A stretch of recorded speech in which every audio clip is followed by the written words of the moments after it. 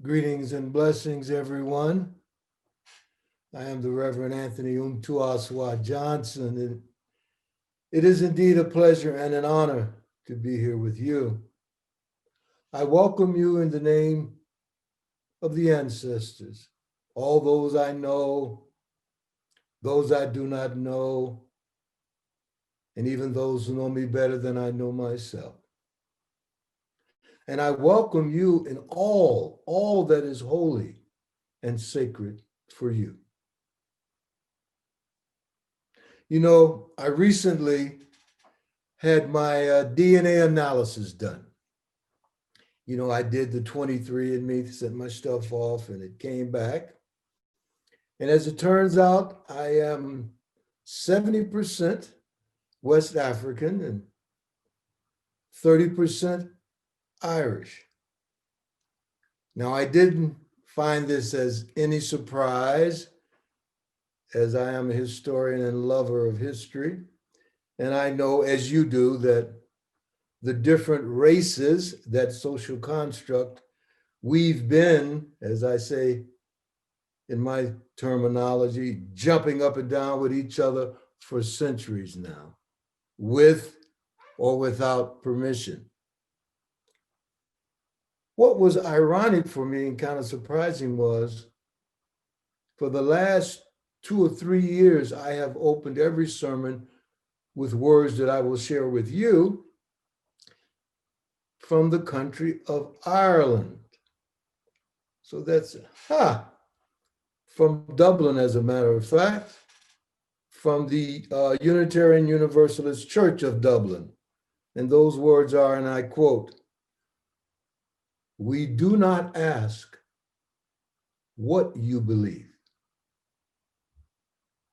nor expect you to think the way we do, but only that you try and live a kind and helpful life with the dignity proper to that of a human being." So welcome all who believe that religion is wider than any sect and deeper than any set of opinions. So welcome all who might find in our friendship strength and encouragement for daily living. End of quote. Those words have resonated with me and kind of sum up my whole respect and feeling about this faith we share together, Unitarian Universalism. So today's sermon is entitled, Democracy, a Dream Deferred. You know, I've heard it say that in order to make a good omelet, you might have to break a few eggs. So today, I may have to break a few eggs. Let's start with the word democracy itself. Comes from the Greek, as we most all of us know. That's 2 words, demos and kratia or kratia. Demos meaning people. Kratia meaning power. So it is literally people power.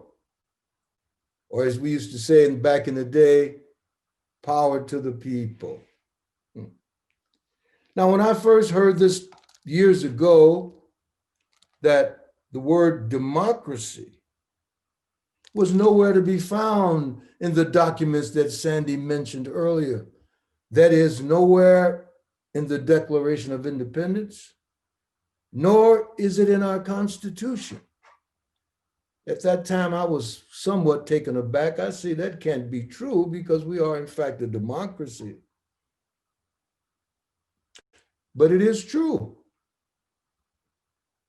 As it turns out, the founders actually feared democracy or democratic rule.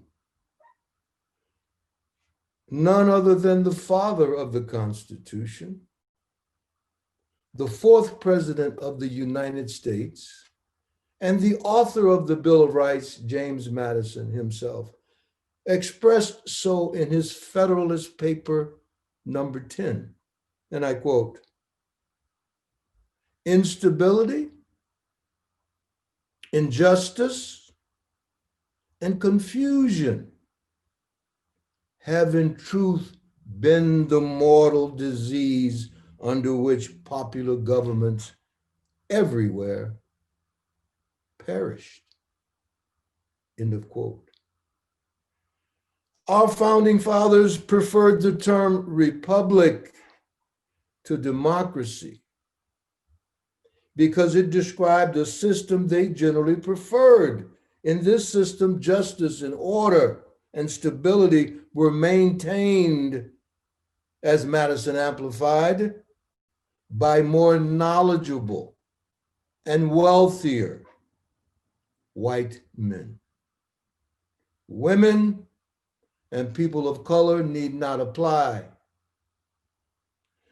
The founders held the vision of these electors as free agents, selected free agents, selected by the voters to be what Alexander Hamilton described in Federalist paper number 68, and I quote Mr. Hamilton,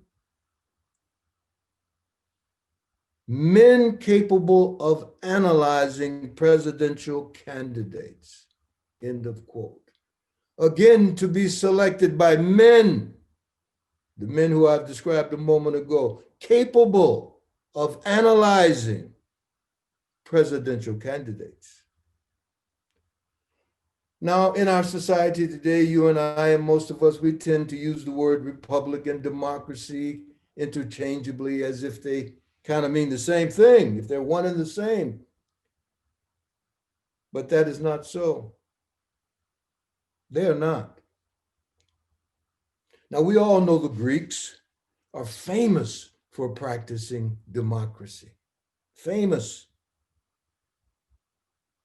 A system in which citizens, read men, would meet and discuss policy and make decisions how? By majority rule. Now, what many of us may not know is that the ancient Greeks practiced a particular form of democracy, a form of direct democracy called sortition. Sortition.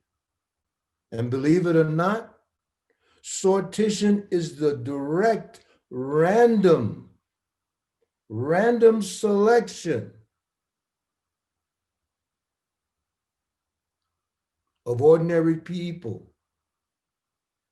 This was how the ancient Greeks populated their legislative bodies, their courts, and their bureaucracies.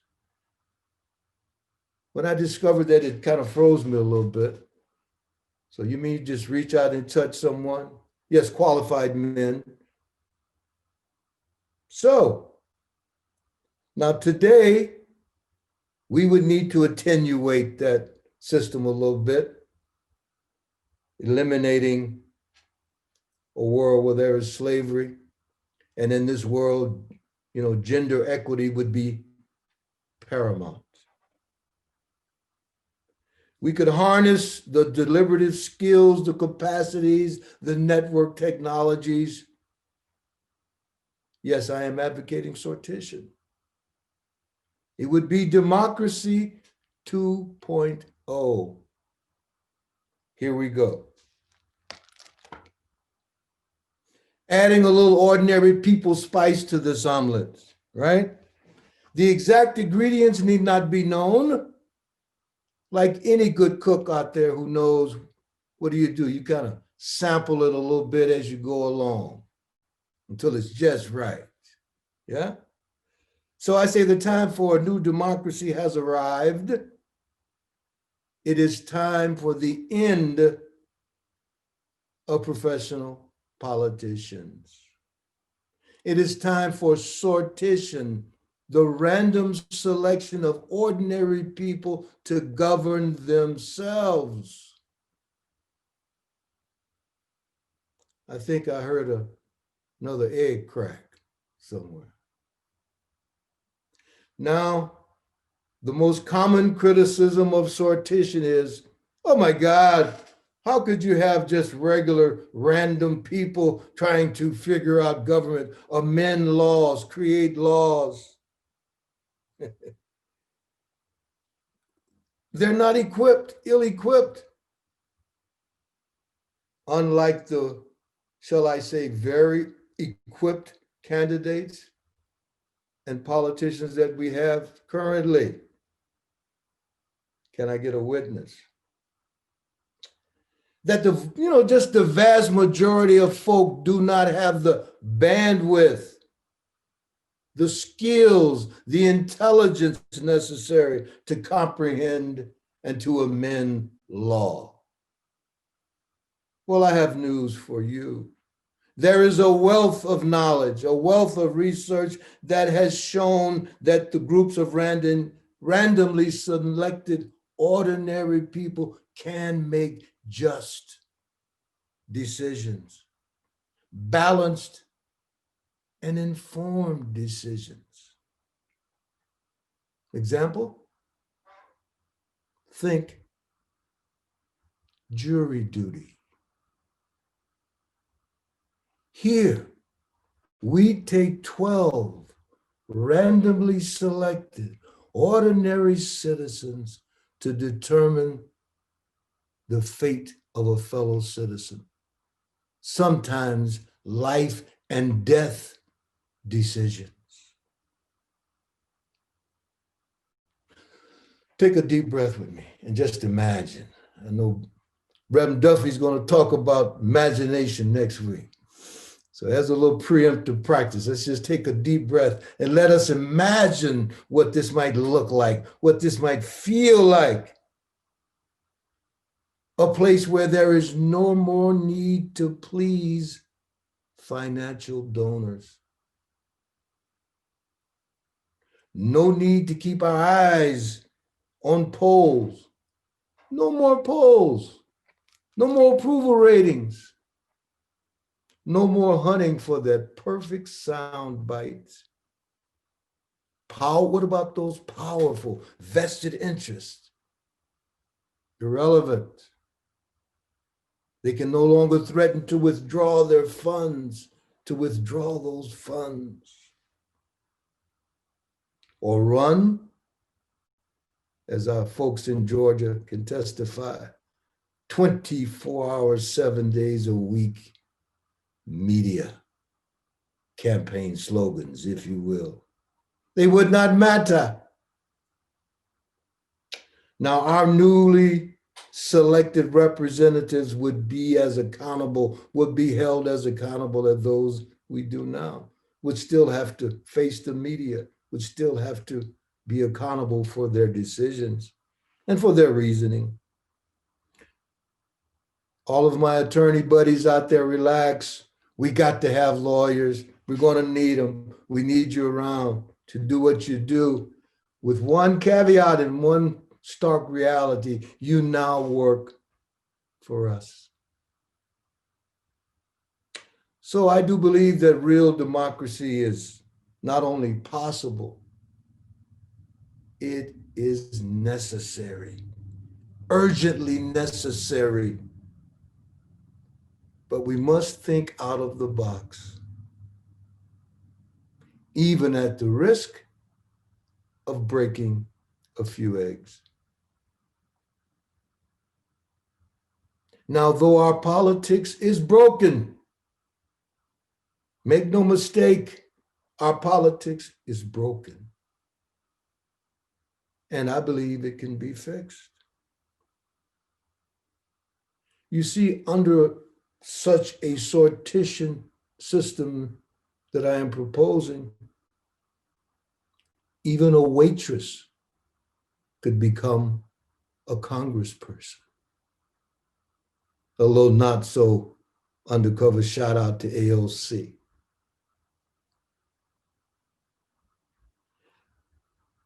One of my biggest underlying assumptions, which I believe resonates with many of you today is the belief that it is better to reach conclusions through reasoning,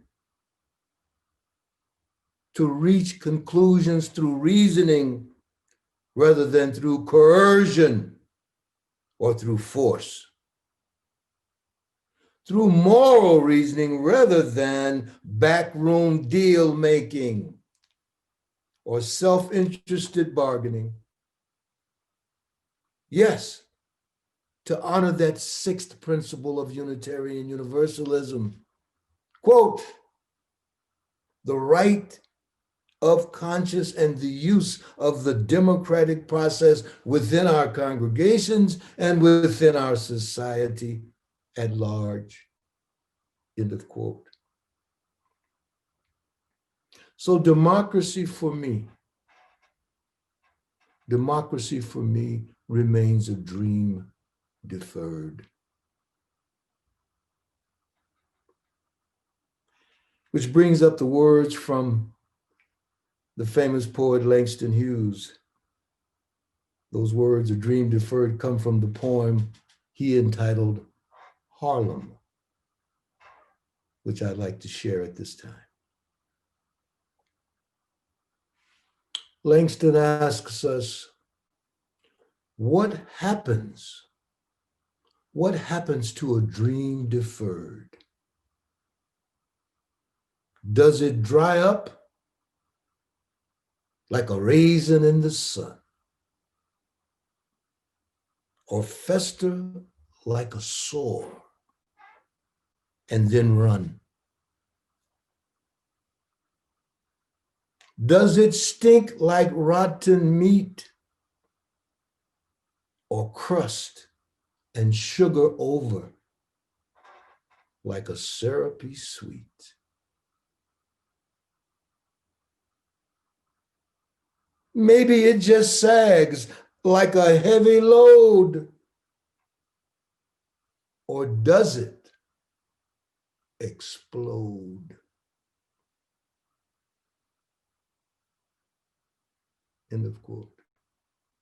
Does it explode, brothers and sisters?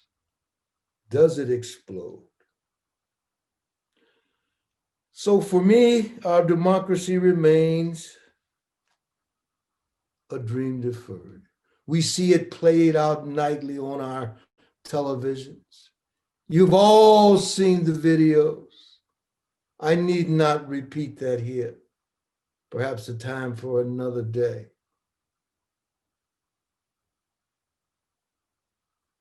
That social construct, something made up between the 15th and 18th centuries in Europe called race,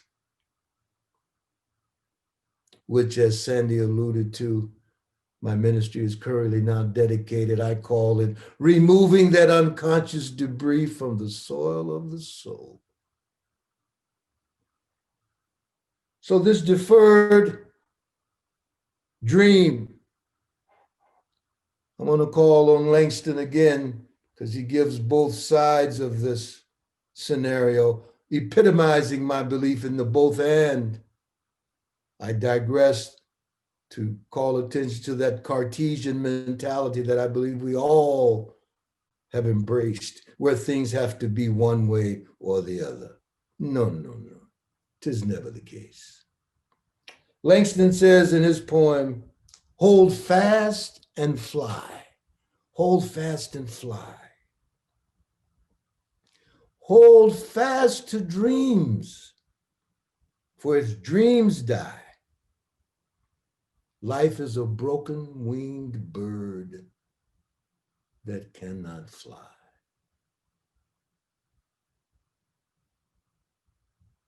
So in today, this dream, as I mentioned, has turned into a nightmare. You can see it every night exploding on our TV sets. So I'm calling for, we don't want to repeat that here, what we see.